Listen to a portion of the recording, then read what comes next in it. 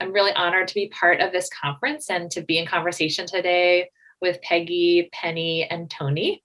You really are the experts in this, caring for your loved ones day in and day out. So first, I'd like to start by learning a little bit about each of you. So Penny, maybe we'll start with you. I'd like for you just to tell us a little bit about who you are, what's your background, what are your interests, your hobbies, and then to tell us a little bit about the person that you're caring for. Okay, great. Okay, well, again, my name is Penny Davis, and I'm married. I have 3 grown kids. I work as a client specialist for Bank of America. I enjoy watching movies, reality TV, spending quality time with my family. My mom is the person that I'm caring for. She's had breast cancer twice before, was diagnosed with stage 4 in 2019. Welcome. Tony, let's go over to you. Oh, hi, everyone. My name is Tony Celeste. I'm a middle school social studies teacher in New Haven, Michigan. Things that I enjoy, I love hanging out with my family, trying new foods, traveling, coaching my kids' sports teams. I'm taking the caregiver role with my wife, Amanda Celeste. She was diagnosed with breast cancer back in 2014 and metastasized in 2018. And we've been just kind of fighting a good fight ever since. Thanks so much. And Peggy?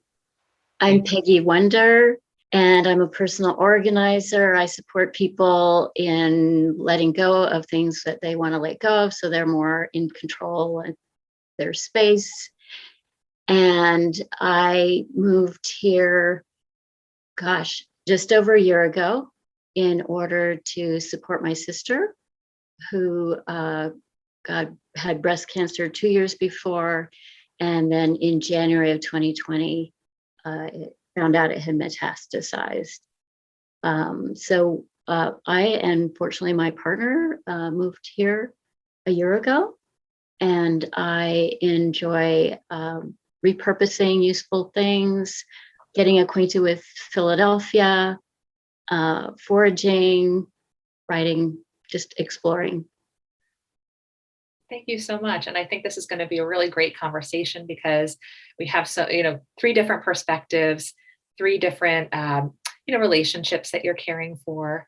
So with that being said, we know that caregiving is a really broad term that can refer to a lot of different aspects of providing care for a loved one. And so I'm curious to know a little bit just about how you see your caregiving experience for your loved one living with metastatic breast cancer. So Peggy, why don't we start with you?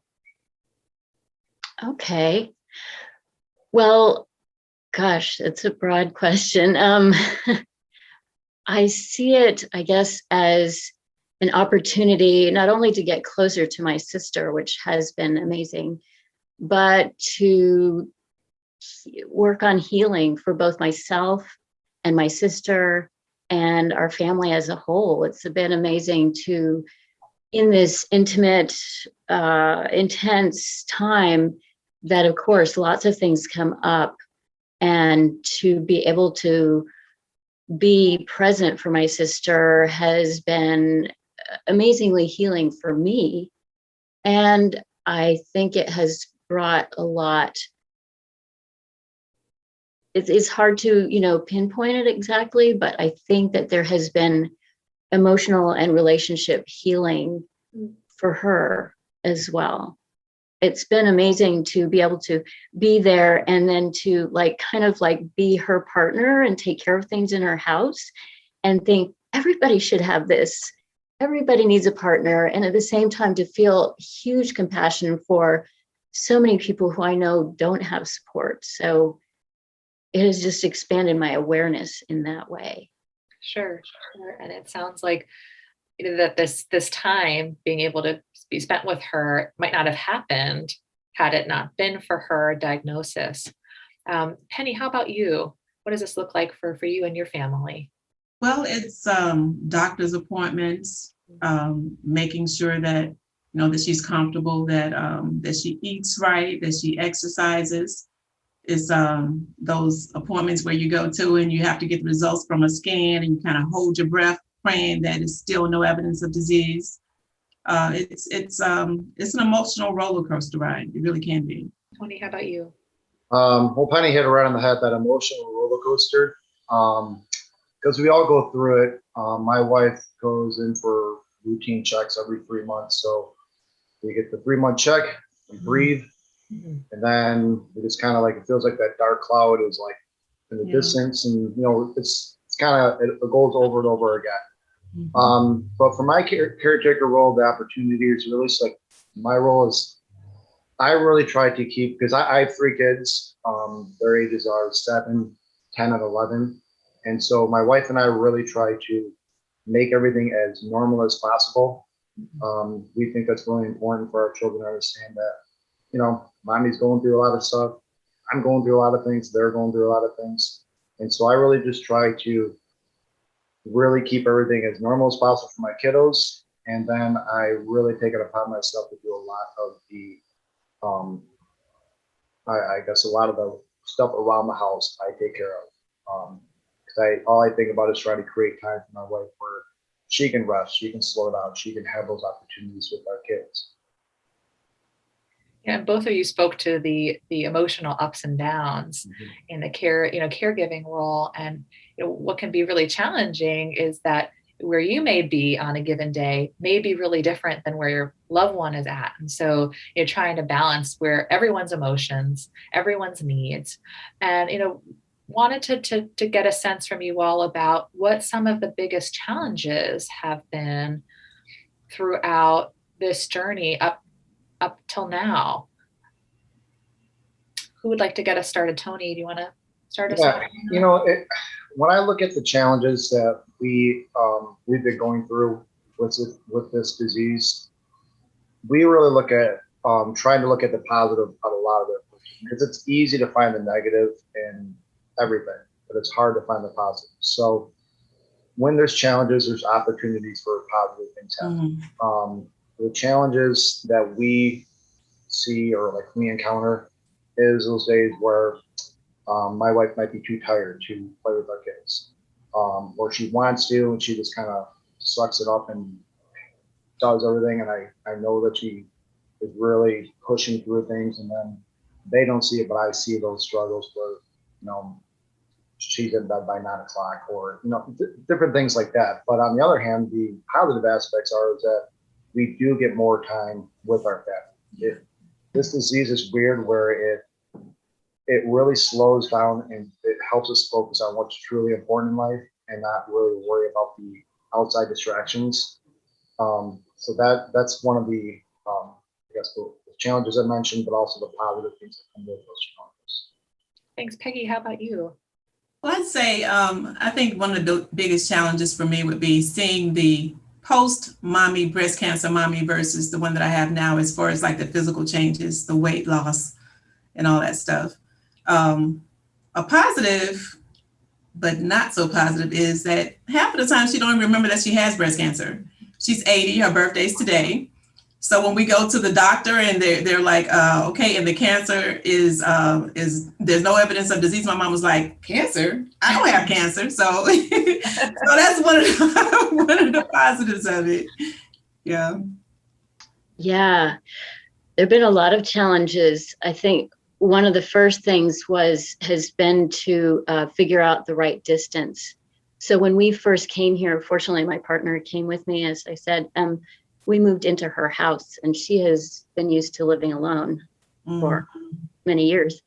And so while she was in really bad shape at the beginning, that was good, that was fine. But then when she started getting better after a month, she wanted us out of there. And she was really rough about it. It was hard emotionally to, be there for her when she was so unkind. And so we moved half a mile away, and that was great. We all needed a lot of space. And then we were trying to figure out how long were we staying. We thought that the doctors were like sort of holding out, not giving us a prognosis. And that was something I had to learn was, no, there is no clear prognosis. You can't get that. This is life like everything else. And finally, we figured out we need to stay longer. So we rented a place. We found a place 2 blocks from her, which is perfect. But there's been continuing needing to really learn, when do I engage? When do I let her go? How do I read? How do I learn this thing about not taking it personally? What does that mean? And I feel like I'm just beginning to learn as I recognize, for example, times when she's just not feeling good, that I remember then, oh, right, this is how it's been for me at times when I feel really weak or sick, like everything is just difficult. And it's not about the other person, it's about me. But there's been a lot of things like that where I have the opportunity to either dislike her, be angry, or to stretch myself and open my heart again and go, what's going on? And what do I need to do? And am I ready? Like, there's times I need to like address something or confront her and say, this is not okay how you're treating me. Or to find a creative way to bring up a difficult topic. So again, like the others were saying, these difficult times also have their positive benefits, you know, if you're available to step into them. It can sometimes be really difficult to know, you know, if there's if there's an issue that I need to bring up with my loved one, you know, they're feeling really poorly, right? You know, am I entitled to bring that up with someone who is not feeling well? Where do my feelings, my needs fit into all this?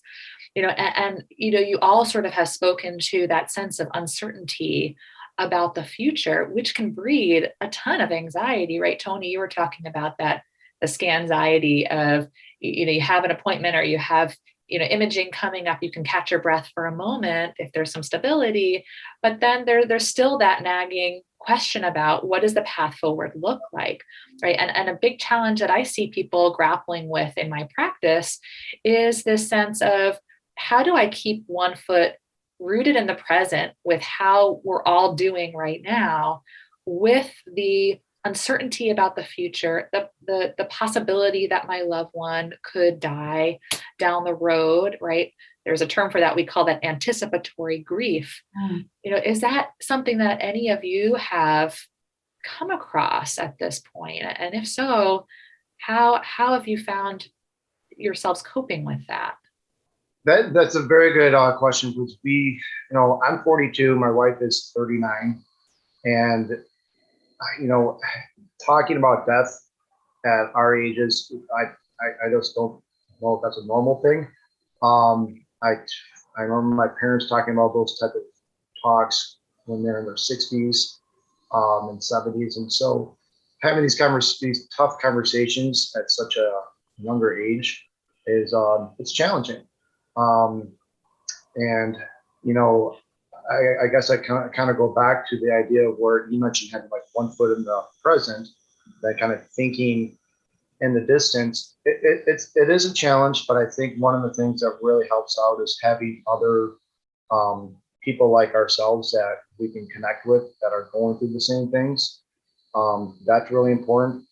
Opening up to other family members, having those discussions. I mean, I'm very close with my mother. I've had a lot of difficult talks with my brother, and they've helped me out a lot with those things. And I think that's really important to the rest of the people that are out there listening to this right now, is that you can't hold all this on yourself, because it'll weigh you down, it'll stress you out, it'll affect your children, it'll affect your job. So you need those outlets. And so for me, I find myself really talking to my parent or my mom a lot more, my brother a lot more, and then even my wife too. I mean, we have, I think Peggy mentioned how much closer she's gotten with her loved one. And I mean, I thought my wife and I were close after 14 years of marriage, but we are much closer with the deep level of conversations we've had. And it's awesome. And even though this disease is horrible, like I said before, it has those good things where I feel like our marriage is so much stronger. There's an intimacy and a closeness that's come out of all this. Yes. Yeah. or Penny, do you have any thoughts about this notion about anticipatory grief? How do you cope with that? It's honestly, it's hard. I try very hard not to think about it. I'm sorry. It's okay.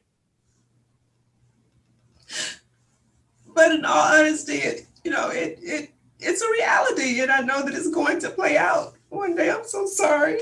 Okay. Thank you for just bringing your true self to this moment. I try to live more in the moment and not think about, what I know is going to happen. I try to enjoy more time that I have with her now and not, but there are times lots of times actually that I wake up and I wonder, is this going to be the day? Or I wake up and I wonder, did she wake up too? It's hard. Honestly, it is. It's hard. I really do try to live in the present. I don't remind her that she has cancer because she does not remember. I want her to enjoy the time that she has and not worry about, I have stage 4 cancer and I know that I'm dying. I'm sorry. Okay. This is deeply painful. And even though we all walk around with a sense that we will die one day, that our loved ones will die, it's an awareness that sort of exists on the periphery, right? We can't think about that all the time, or we wouldn't be able to function. But when you have a loved one that has a metastatic cancer diagnosis, it kind of forces it to come into your awareness in a way that maybe other friends and family don't necessarily have to think about all the time. Peggy, was there anything you wanted to add to that? Yeah. So from early on, we knew that my sister has that her diagnosis, her cancer is treatable but not curable. So then we didn't know, does she have 6 months, 5 years, what? One of the tools that I've used, I have a spiritual teacher in California who's been a huge support. And she gave me an exercise that I did every day for months, in which first I wrote out like just descriptions of what is actually happening. And then my feelings about it, from anger to fear to everything, and my wishes. And I would just, going through that every day, I think, and acknowledging it, and crying as I needed to, was very helpful. And there have been times when Tanya and I cried together, and that was very helpful. And of course, having friends and family I could talk with. And another thing that I found is that I noticed after a few months that I was totally identifying as her caregiver, because that was my main role in life. And I started to feel like that wasn't the best idea for me, that I needed to expand. And so that's when I started working on developing my personal organizing business here, because I thought, yeah, it's important. That's important to like expand my view wider, so that also when I lose her, I'm not losing my whole life, So being a caregiver is part of who you are, Right. not the whole of who you are. Yeah. And so then also, I think it's been interesting thinking about these questions a little ahead of time, of just realizing that I think there's some combination of thinking wider or into the future, and then of course in the daily, but somehow learning to play with, like we're all talking about, that uncertainty, but within somehow longer term view is helping.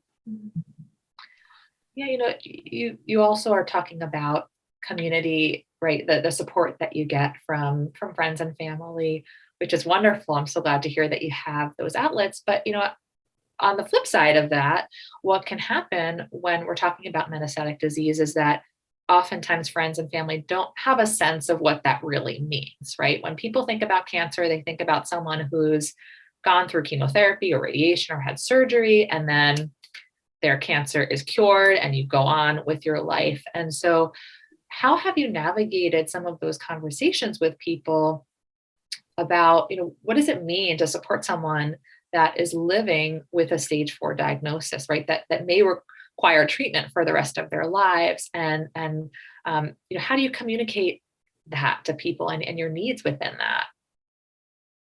Penny, it looked like you might want to say something. Well, I have 2 brothers, and we communicate a lot via text or via phone. My daughter also is a 26-year-old breast cancer survivor. And after her diagnosis, she really kind of dove into what breast cancer, all the ins and outs of it and stuff. So she's really my first go-to. I talk a lot with her about it and what I'm experiencing, what doctors say, and what does it mean, and all that kind of stuff. So really, she's my main support in trying to get through this. Besides praying, that is. Mm-hmm. Tony? Like I said before, I do reach out to my brother and my mom a lot for emotional support here and there. But one of the things that's kind of difficult to explain to loved ones, family members, friends, with what my wife and I are going through is that we can't do the same exact things that they can do sometimes. Having people come over and, have drinks, play cards, things like that. Back in the day before this diagnosis, we'd be up till 2, 3 o'clock in the morning, having a good time. We can't do that anymore, which is fine because it's probably better for us. But those are the things we have to communicate and we say, what, my wife, it's not the best interest for her.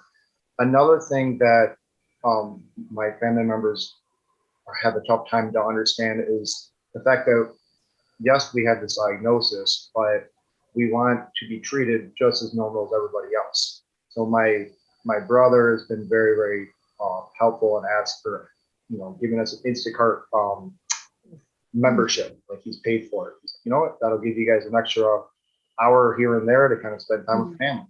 But they don't realize that us going to the grocery store is a sense of being normal. As weird as that is. Or, hey, we're going to send a cleaning crew out to your house, clean your house. Very, very nice gestures, but I actually like doing the laundry because I can see a problem and fix it and fold the clothes, and I did something, but I can't fix what's going on with my wife. So as weird as that sounds, I try to communicate with them, and they're getting better, but we need that as caregivers to have those discussions with them, and that just to let them know what we're going through and how we cope. And that's how I cope. Those type of things. That sounds really important, Tony, because oftentimes people think that they know what we want, right? And they may do something that's well-intentioned, but may actually sort of not be in service of what it is that you actually need. So it sounds like you've really learned how to communicate what it is that you need with family and friends, and that's really been helpful. Peggy, did you want to add anything to that before we move on? Well, I realize, like, I'll see neighbors who know my sister on the street, and I'm often unsure as to what to say. Like, I sort of assume they want to hear good news, and I was just making a note to myself because I realized I probably should talk to my sister about, like, what does she want me to say to people? People are aware that she's sick, and there have been a few times when we called the ambulance to take her to the hospital.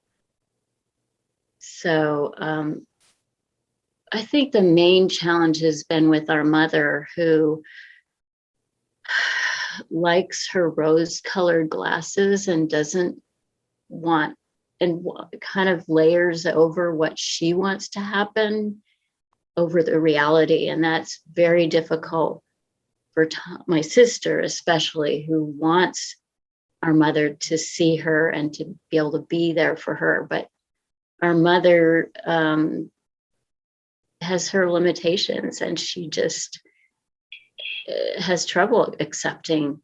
Of course, wouldn't ever any parent have trouble accepting that their child is dying, you know? So yeah, right now we're figuring out, our mother would like to visit, you know, and how to do that, because my sister really, it's really hard for her to have that happen. So yeah. And caregiving can be an immensely isolating and lonely experience. At times, when someone gets a diagnosis like this, sometimes you're thrust overnight into a world of doctors and scans and appointments, and having, honestly, to learn a new language. You know, you jump into a role that you don't have any training for, you didn't apply for, you don't get paid for, right? And there, even though you have, you know, friends and family that may be involved, they may not see what it's like to be up in the middle of the night, right? Cleaning up, you know, if there's been vomit that needs, you know, your assistance to help clean up, sort of the hard things that other people might not see. You know, how have you been able to manage in those moments where you feel really sort of isolated? Me personally, I started counseling. Counseling, actually, it works. I'm actually thinking about maybe creating some sort of support group for co-survivors, because I think it's a needed thing. This is a hard job. It's very demanding. Since my mom has been going through this, I've even gotten to the point where I've had to give her baths, and like, I never thought when I was younger that I'd have to, you know, see my mom in such an intimate way at such an old age. And then it's a thing for her as well, you know, for me to have to do that for her. You know, it's counseling, an event partner, someone that you can vent and talk to, you know, to try to get through it. And praying, I have to say that always. I stay prayed up always.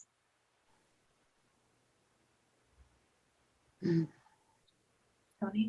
I was going to agree with Penny on, you know, having other people to talk to.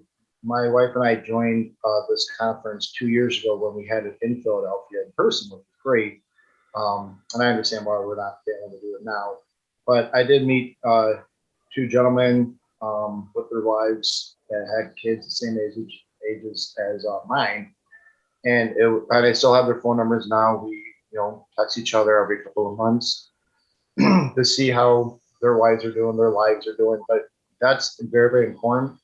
And the other thing that Michelle, you mentioned was that time of grief when we feel, and you know, it's for the rest of the people that are out there, it's okay to have your down times. You know, there's times where, you know, I feel really, really down, thinking about the future and all that kind of stuff, just like Penny was saying.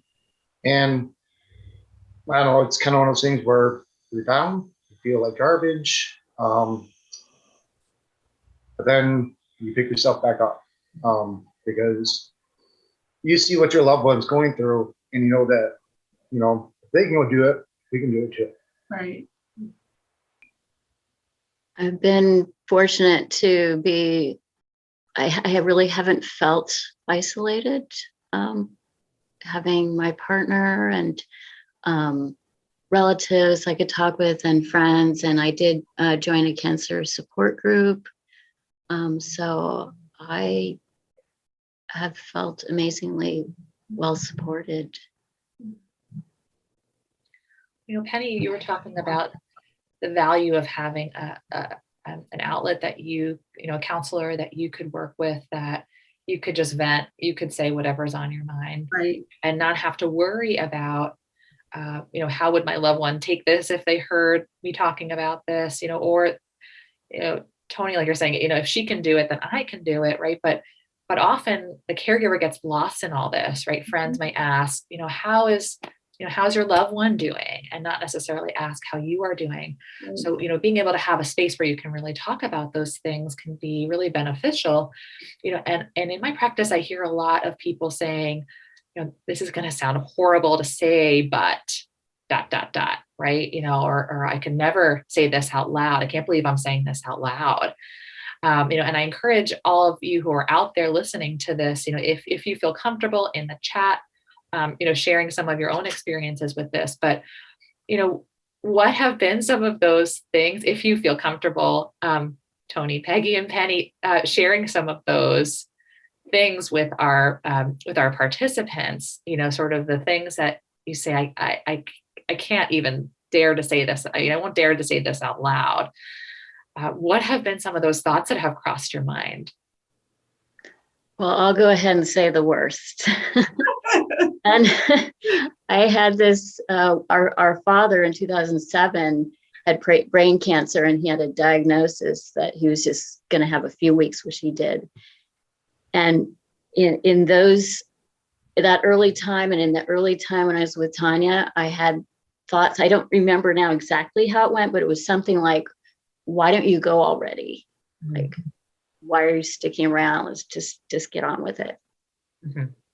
Which is a really common thought that people have, or especially when you're in that in-between place of sort of that one foot in, 1 foot out, and wondering what the future might look like. Some people say, well, I almost want to be there so then I can figure that part out. Mm-hmm.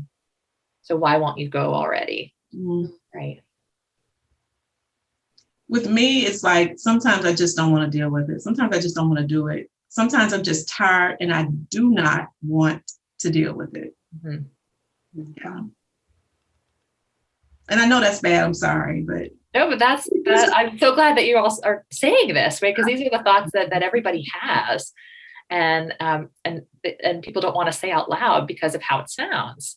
But these are really normal thoughts. I just don't want to do it today. Don't have the energy. Don't. Right. Things that have popped in my head, I guess, that, and I haven't gone down the path of what Peggy said. And again, like I said, I couldn't hear what Penny said.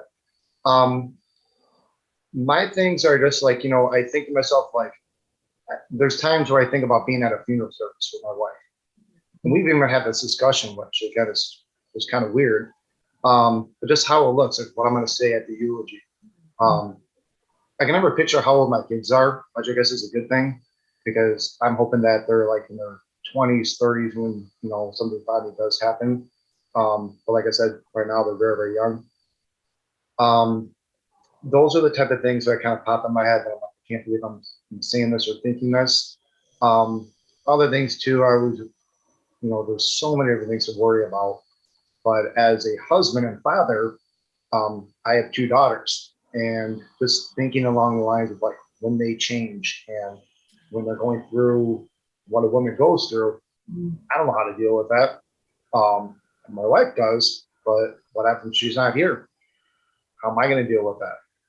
I want to deal with it. I don't want to deal with when she's here anyways. So those are the type of things that kind of pop in my head. And then I think it's really important for everyone to understand is that you have to slow down and reprocess your mind to live in the now. Because if you think about all those worries all the time, you're just going to be worried your entire life. That's true. And so just kind of slow down, think about what's important at that particular moment or that particular day or two, not worried so far down the line. I think some other things that I've heard from folks over the years are, in terms of, I can't believe I'm saying this, or I can't believe I'm thinking this, being envious of friends who, sort of seem to have it easy, right? Of, I can't believe that they're worried about X, Y, and Z. That's so insignificant. Why me? Why did this happen? There can just be so much wondering about that. And I think that, having a community like this one, whether it's virtual or in person, a support group. Penny, I love your idea. I think that there'd be a lot of people that would love to join a group like that. But just to be able to join with one another and say, I thought that too. I know that sounds terrible, right? But it just can really help to normalize this experience that all of you are going through in different ways. But, there's so much similarity. And since the three of you have been in caregiving roles now for a little while now, what would you say to, or what advice might you give to folks out there who might be newer to caregiving, who, whose loved one might have recently had a diagnosis? I guess if I can go first. I was thinking about this question a lot yesterday. We're kind of reviewing it, and the biggest takeaway I can say, someone that's brand new to this, is number one, don't go online and start researching things. Because I know when we got our first diagnosis, we were actually, my wife and I were on a trip together, and the Friday was not fun at all. She was upset. I was Googling everything to get myself even more upset. So stay off the internet. Don't worry about that kind of stuff, because everybody's different. A lot of times what we've learned is that some people have been living with this disease and not knowing it, and then all of a sudden been diagnosed and they pass away within 6 months, but they've had it for years and they never knew. So you really can't look at the statistics and think that something is going to happen. Another thing that I would say would be a very good advice is to, once you get your diagnosis, have that grief time, have that, crying together, and just relax a little bit and let it process, and then figure out how you're going to move forward. Because when you get the bad news, or you go in for a scan and it's gone to a different spot, you feel like your whole world's going to collapse, but it really hasn't. Because there's different things that they can possibly do to kind of help things along the way and, make the time longer. So I would just say, stay off the internet and pause, reflect, and just slow down when you first get the diagnosis, when you first get the bad news. I think that's good advice for all of us. We all could use staying off the internet. Yeah. I'd have to piggyback on what Tony said. A lot of the stuff that he said, I was already thinking, very, very important. And also, don't forget to take care of yourself. It's important to be, there for your loved one, but it's also very important to take care of yourself. They're depending on you, so you have to make sure that you're okay in order to, to be there for them. And sometimes that goes back to the counseling or the vet partner or whoever, to keep you mentally sane when you're going through this. I was thinking about what would, I tell myself the beginning of this, and I thought to ask lots of questions. So even if you're not going on Google, it's like when we would make lots of questions when we would meet with medical people, just brainstorm. And sometimes it would end up, they'd tell us something and you just end up throwing out the list, but still to have that. And then to ask, not be afraid to ask the same question of the same person and of lots of different people, because people come up with different answers. They don't think of different things at different times. And to ask nurses and technicians, especially nurses, will have little tips that can make a huge difference that are so practical. My sister couldn't swallow, was even having difficulty speaking at one point because of radiation that had had an effect on her throat. And one nurse said, just put your chin down, and then she could drink. Just this little tiny thing, Another area of questioning is for me to ask a lot of things about my sister, what she's thinking, what she's feeling, not to assume that I know. it's often very different than what I'm thinking. The other day, she was short with me. She was critical. It was like, oh, and so after I was done making calls and things that we were doing together, before I left, I just stopped and said, "What's bothering you the most right now?" And she just calmed down and just transformed. So important to find that question that needed to be asked at that moment. And then another thing has been, since I'm in her house dealing with her things, to up my communication, to ask where it's okay to place things, or shall we do laundry today, or are you ready to go through papers, and to just speak a lot more than I'm used to about everything. Right. So a big part of this is also just learning to be attuned with your loved one, right? Sort of be in sync with them and what it is that they need. And before we open this up to Q&A from all of you who are attending, the last question I wanted to ask all of our panelists is, we've been hearing throughout this about some of the, for as challenging as caregiving can be, you all have identified places within this experience that you feel like you've sort of changed and grown for the better, either in your relationship with the person or within yourself.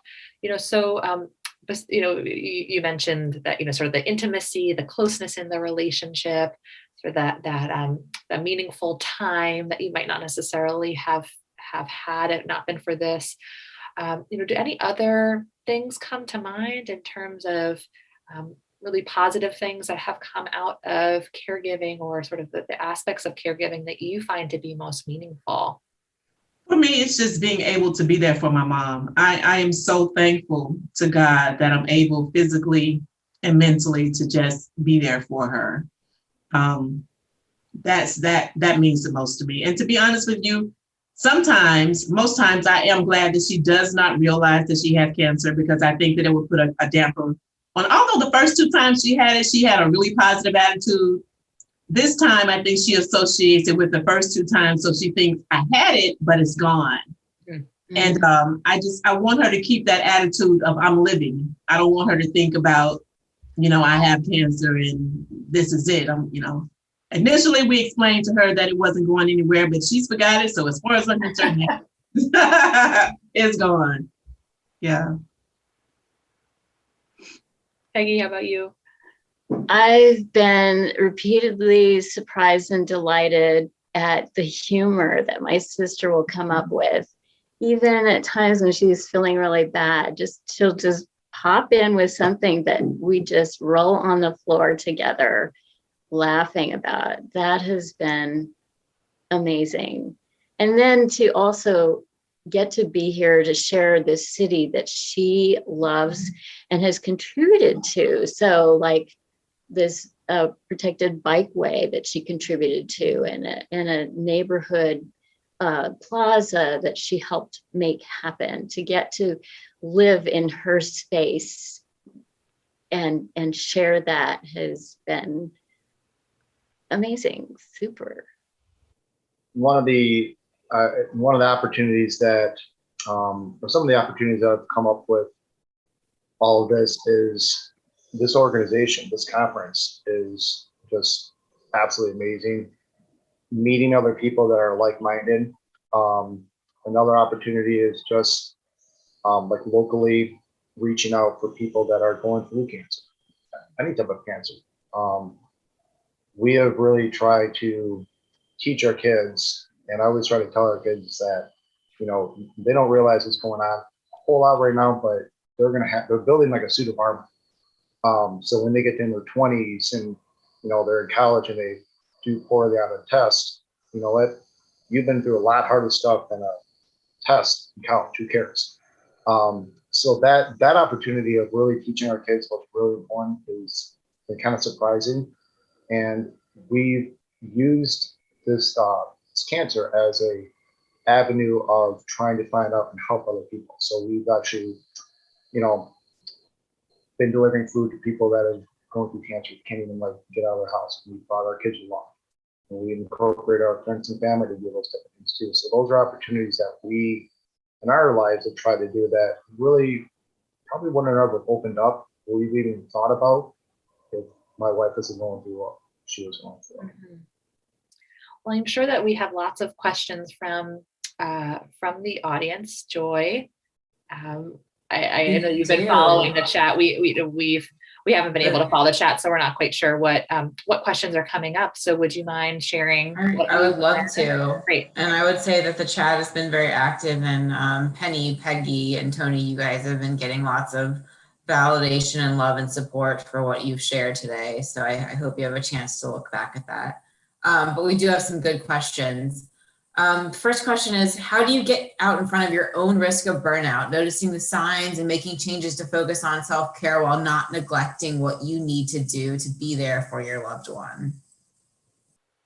I've been fortunate because my sister is actually at times like caught it before I did in a way, and said so early on when we felt kind of like stuck in the house because we needed to be around because she had so many difficult symptoms, and she started arranging for friends of hers to come over so we could just go out and take a walk.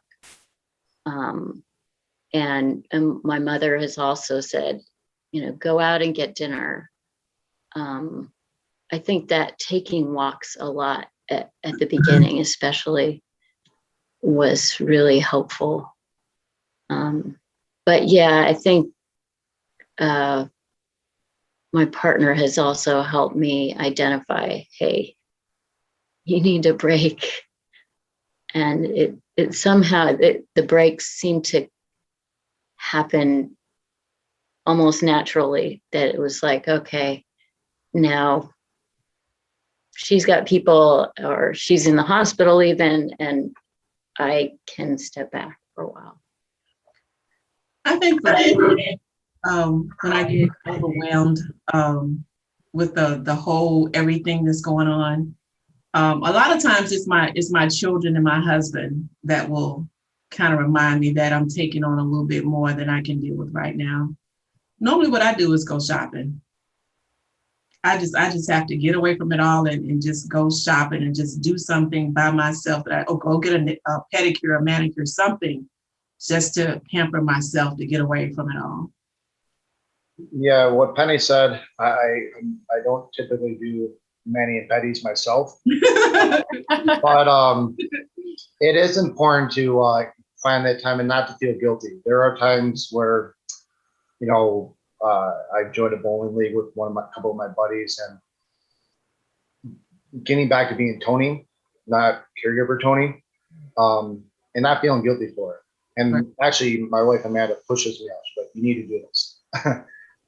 So not feeling guilty for taking your time is important, because once I get that time, you come back and you're like, okay, you're kind of like, you get back in the groove very easily, but you feel better about the whole situation. So finding your own time is very important, whatever that looks like to people.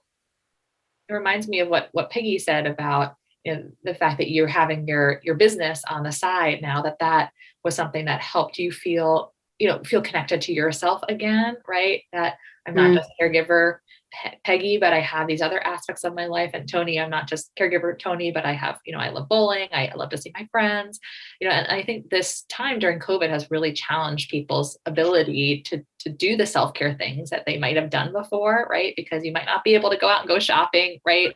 In the same way, or I might not have that same relief if there's anxiety connected to it. And so sometimes during this time, we've had to think about even just how self-care changes. Is it, instead of going out for an hour someplace, is it, a 10-minute walk? Is it something shorter? Is it a bath at home? But I think that's been interesting for people to try to sort of reimagine what self-care looks like. Great. So I think we have time for one more question. And I think this is a good one. Somebody said, I find it difficult to talk to others who aren't in the same situation we are and don't want to bring negative feelings to someone who isn't experiencing this as a caregiver. How can we find others that are providing care and in the same situation to talk with? I haven't found anyone that was going through what I'm going through. I'm sure there are people that are going through it, but my outlet again is my counselor. I go to my spiritual counselor and it helps me to vent. I would say look locally. I'm sure like there has to be some kind of Facebook group or Instagram group or, some kind of group that probably provides some kind of support for caregivers. If there's not, there may be one coming soon. Yeah, there actually, there are a fair amount of caregiver groups, if depending on where your loved one is receiving treatment, right, through maybe through their cancer institution or a local organization that offers free psychosocial support.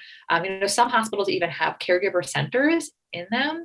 When you go into the hospital, that there are physical caregiver centers located in the hospital where you can go and have a respite, for an hour or two while your loved one is at the hospital. So that's a great idea, Penny, just to start looking into some of your local organizations, because it can be so helpful to have a group to connect with. I see someone in the panels also in the chat is reminding about Immerman Angels, which is a great organization which can help match you, sort of a mentor, a buddy with someone who has a similar diagnosis. No, I mean, what Penny said was hit around the head. There are those groups out there through Facebook and things like that. And I know through where my wife gets treatment, there are those institutions out there that are there to help as well. And, even living beyond this conference, there's a bunch of people on here right now that you can easily just share a phone number with and text and call and branch out from that. So that is, those are the avenues I would look at first. It seems like the groups that offer support for people who have cancer usually, or at least the one that I found, also has support for caregivers. Mm. And LBBC has a breast cancer helpline so you can go to their website or call them at 888-753-5222 to get some resources in your local community. So that's another good place to look.